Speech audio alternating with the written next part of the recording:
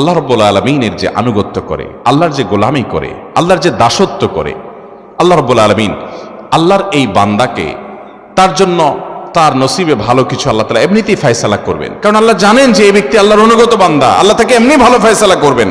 আর যে আল্লাহর প্রতি ঈমান রাখে না, ওই যে চেয়ারম্যান সাহেবের মতো, তার দলের লোক হোক আর অন্য দলের লোক হোক, বিরোধী দলের লোক হোক, তার পক্ষের হোক আর বিপক্ষের হোক, নাগরিক হিসাবে যে কমন কিছু সুবিধা আছে এগুলো সবাইকে তিনি দিবেন।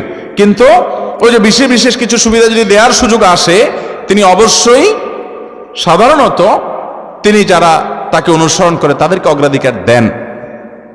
আল্লাহ রাব্বুল আলামিনের প্রতি যারা ঈমান আনবে, স্পেশাল দেওয়াগুলো, প্রকৃত শান্তি এবং সুখগুলো আল্লাহ তাআলা তাদেরকেই দিবেন। আর এমনিতে কমন ভাবে যে রিজিক দেওয়া, এটা আল্লাহ তাআলা তার প্রতি বিশ্বাস অবশ্যই সবাইকে দেন।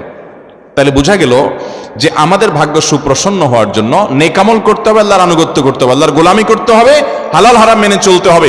যদি এটা আমরা করতে পারি তাহলে আমাদের ভাগ্যে আল্লাহ তাআলা এমনিতেই ভালো কিছু দিবেন ইনশাআল্লাহ।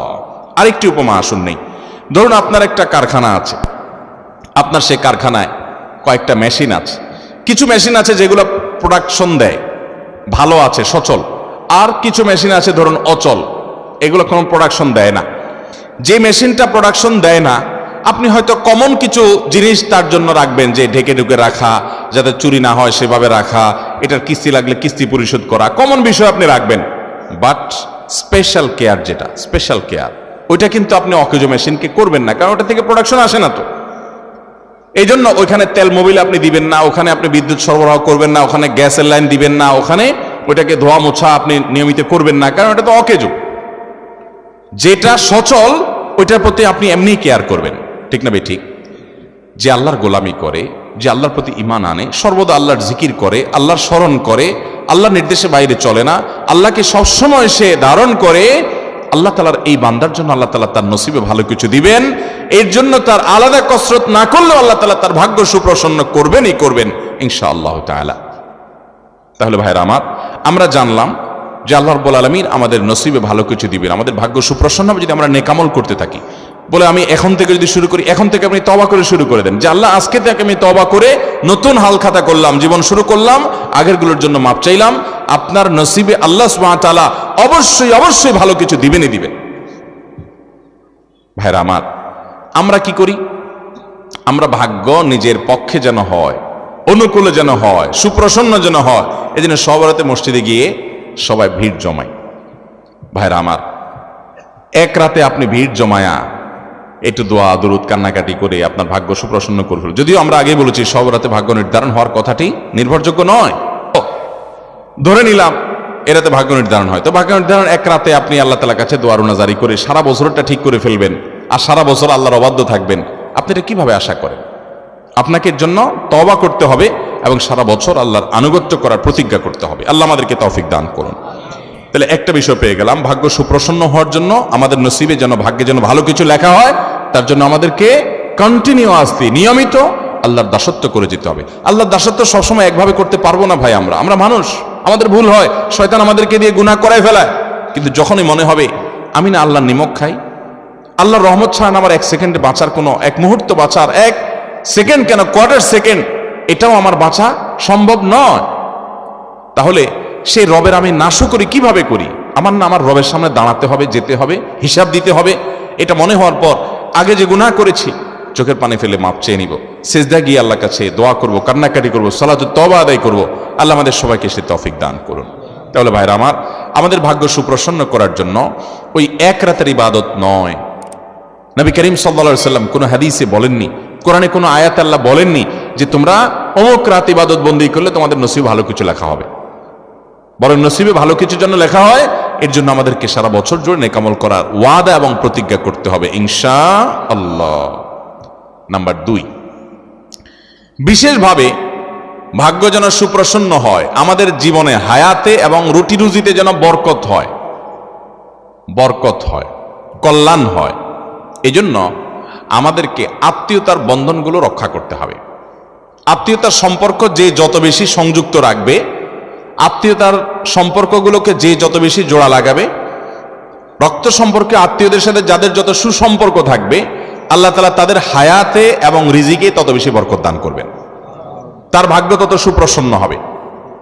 সহিহ বুখারীর হাদিস, নবী করিম সাল্লাল্লাহু আলাইহি ওয়াসাল্লাম বলেছেন, মান সাররাহু আন ইউবসাতা লাহু ফি রিজকিহি আও ইউনসা লাহু ফি আথারিহি ফালইয়াসিল রাহিমা, যে চায় তার রিজিককে আল্লাহ প্রশস্ত করে দেন, যে চায় তার হায়াতের মধ্যে আল্লাহ তাআলা বরকত দান করুন, এটা যদি কেউ চায় সে যেন তার রক্ত সম্পর্কে আত্মীয়দের সাথে সুসম্পর্ক বজায় রাখে। রক্ত সম্পর্কে আত্মীয় কারা?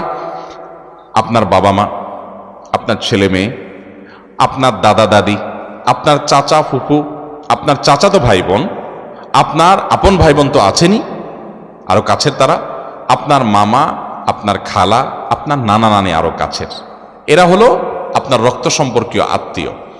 এই আত্মীয়গুলো যাদের সাথে আপনার রক্তের সম্পর্ক আছে, আপনার সাথে আপনার মা আপনার বাবার রক্তের কানেকশন, অতএব মায়ের দিককার বাবার দিককার যে আত্মীয়গুলো সরাসরি তারা হলো আপনার রক্ত সম্পর্কে আত্মীয়, এদের সাথে আপনার সুসম্পর্ক বজায় রাখা দরকার।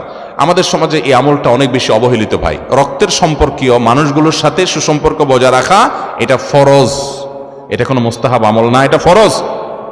আল্লাহ রাব্বুল আলামিন নির্দেশ করেছেন রীতিমতো ওয়া আনতাসিলুল আরহাম, এবং আল্লাহ নির্দেশ করেছেন তোমরা আত্মীয়তার সম্পর্ক সংযুক্ত রাখো। নবী করিম সাল্লাল্লাহু আলাইহি ওয়াসাল্লাম বলেছেন মান কাতাহু কাতাহুল্লাহ ওয়া মান ওয়াসালাহু ওয়াসালাহুল্লাহ, যে আত্মীয়তার সম্পর্ক রক্ষা করে আল্লাহ তাকে রক্ষা করেন, যে আত্মীয়তার সম্পর্ককে ছিন্ন করে আল্লাহ সুবহানাহু ওয়া তাআলা তাকে ছিন্ন করে দেন। হ্যাঁ, আপনার আত্মীয় আপনাকে এমন কষ্ট দেয়, এমন ডিস্টার্ব করে বা ক্ষতি করে যে সম্পর্ক রাখতে গেলে বরং আপনার আরো বিপদের কারণ হয়, তাহলে একটা এক্সেপশন, তাহলে আপনি সেক্ষেত্রে তার সাথে সম্পর্ক আপনি বজায় রাখলেন না আত্মরক্ষার প্রয়োজনে, এটা এক্সেপশন হতে পারে। কিন্তু ঠুনকো অজুহাতে কোনো কারণে সে মন খারাপ করেছে, আপনি নিজে থেকে মিশেন, সে মিশতে চায় না, সেই অজুহাতে আপনি দূরে থাকবেন না, চেষ্টা করবেন হ্যাঁ ওই যে সে আপনার ক্ষতি করে মিশতে গেলে, তাহলে আপনি দূরত্ব বজায় রাখতে পারেন।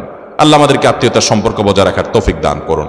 তাহলে আমাদের ভাগ্যে যেন ভালো কিছু লেখা হয়, আমাদের নসিবে যেন ভালো কিছু আল্লাহ তাআলা দান করেন, তার জন্য আমাদেরকে স্পেশাল আমল, ওই যে সকল নেকি আমলের মধ্যে চলে আসছে, এটা আলাদা করে বিশেষ গুরুত্বপূর্ণ আমল হিসাবে আমাদেরকে আত্মীয়তার বন্ধনগুলো রক্ষা করতে হবে। অনেক মহিলা আছে তার স্বামী নিজের ভাই বোনের সাথে, স্বামী তার ভাই বোনের সাথে সুসম্পর্ক বজায় রাখুক, বাপ মার কেয়ার করুক, এটা অনেক মহিলা চায় না, আছে না নাই? আবার অনেক পুরুষও আছে যে তার বউ সে বাপের বাড়ির লোকদের সাথে যোগাযোগ রাখুক, আসা যাওয়া করুক, সুসম্পর্ক থাকুক, অনেক পুরুষ আছে সেটা চায় না, ডিস্টার্ব করে, আছে না নাই? এই উভয়ে কপাল পোড়া, দুর্ভাগা এবং অত্যন্ত নিজের পায়ে নিজে বড় ধরনের কুঠারাঘাত করছে। কারণ হলো আল্লাহ রাব্বুল আলামিন আপনার স্বামীর জীবনে বরকত দান করবেন, তার রুজিতে বরকত দান করবেন, তার হায়াতে বরকত দান করবেন, তিনি তার রক্ত সম্পর্কে আত্মীয়দের সাথে যত সুসম্পর্ক বজায় রাখবেন। সুসম্পর্ক বজায় রাখার মানে এই না যে আমার সাধ্যের বাইরে তাদের জন্য আমাকে কিছু করতে ইসলাম বলেছে, না সেটা বলে নাই। আপনার সাধ্যে যতটুকু আছে ততটুকু তাদের সেবা করেন, পাশে দাঁড়ান, হেল্প করেন। সাধ্যে নাই, কষ্ট হয়ে গেছে, এটা আপনাকে বাধ্য করে নাই, অন্তত সম্পর্কটা বজায় রাখেন যতক্ষণ পর্যন্ত সে আপনার ক্ষতি না করে। হ্যাঁ, সে ক্ষতি করে, সে ডিস্টার্ব করে, সে আপনার জীবনকে দুর্বিষহ করে তোলে এবং রক্ষা করতে গেলে আরো বিপদের কারণ হয়, তাহলে আপনি দূরত্ব বজায় রাখতে পারেন। এছাড়া আপনি দূরত্ব বজায় রাখতে পারেন না।